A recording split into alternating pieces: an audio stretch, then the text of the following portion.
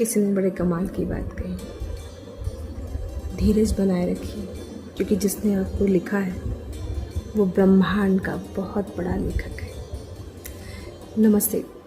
आज मैं आपको एक बहुत ही मोटिवेशनल स्टोरी सुनाने जा रही हूँ। एक ऐसी औरत की कहानी जिसे समय तो नहीं मिलता था पूजा करने का, बट वो किचन में काम करते करते भगवान का नाम जाप करती थी हर वक्त। जैसे नॉर्मली हम भी समय नहीं मिलता, अपने काम में बिज़ी रहते हैं, बट काम करते करते किचन में प्रभु का नाम लेती रहती थी। उन्हें कुछ ख्याल नहीं रहता था, अपने काम में व्यस्त रहती थी। अचानक से एक दिन वो अपने रसोई घर में काम कर रही थी, तभी बहुत धड़ाम से आवाज़ आई, कुछ ज़ोर से गिरने की।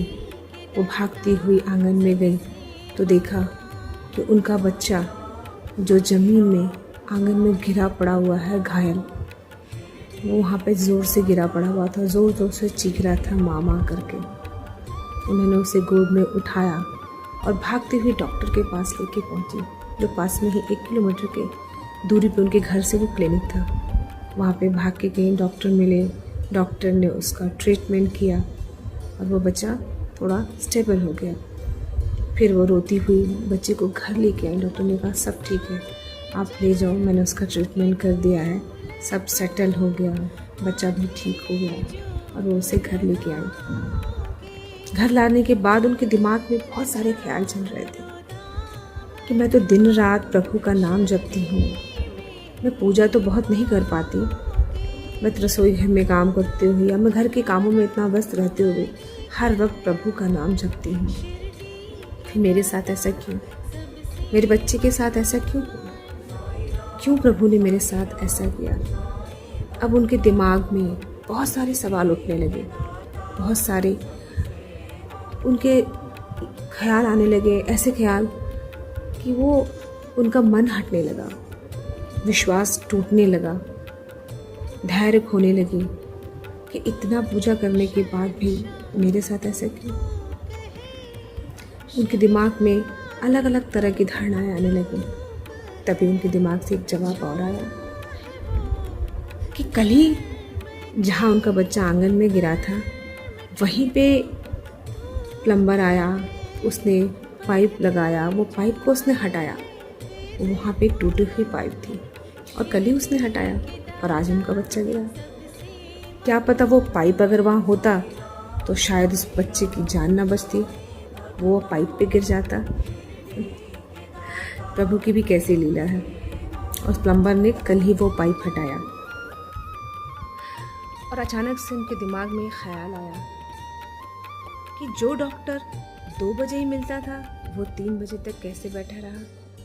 और 8 दिन पहले ही उनके पेट का ऑपरेशन हुआ था, अपेंडिक्स हुआ था।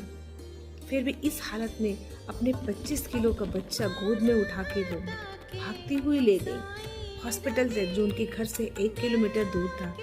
ये कैसे संभव हुआ। उनके मन में बहुत तरह के ख्याल आने लगे। हम जब भी परेशान होते हैं ना, तो हमारे मन में बस यही ख्याल आता है कि हम इतना पूजा करते हैं, प्रभु का नाम लेते हैं, हमारे साथ ही ऐसा क्यों। पर आप विश्वास करोगे कि प्रभु कहते हैं मुसीबतें तो आएंगी, तकलीफ़ें आएंगी, क्योंकि ये मानव जीवन है, मुसीबतें होंगी, पर प्रभु उसे सहने की इतनी शक्ति देते हैं, इतनी शक्ति देते हैं कि हर मुसीबतों को हम पार कर लेते हैं, हर मुश्किलों से हम बाहर निकल जाते हैं। विश्वास माने। इस समय सबका विश्वास डगमगाता है, जैसे उनका विश्वास डगमगाया। पर उनके मन में जब ये सारी बातें आई, उनके दिमाग ने जब ये सब जवाब दिया, ये किसी चमत्कार से कम नहीं, उनका विश्वास डगमगाने लगा था। पर जब वो सत्संग में गई और वहाँ उन्होंने यही बातें सुनी कि ये चमत्कार कैसे हुआ। जो डॉक्टर 2 बजे तक बैठता था वो 3 बजे तक मिला। अपेंडिक्स का ऑपरेशन होने के बाद भी अपने बच्चे को गोद में उठाकर 1 किलोमीटर लेके भागी। ये कैसे हुआ। इतनी शक्ति आई कहाँ से। इतनी शक्ति भी ईश्वर ही।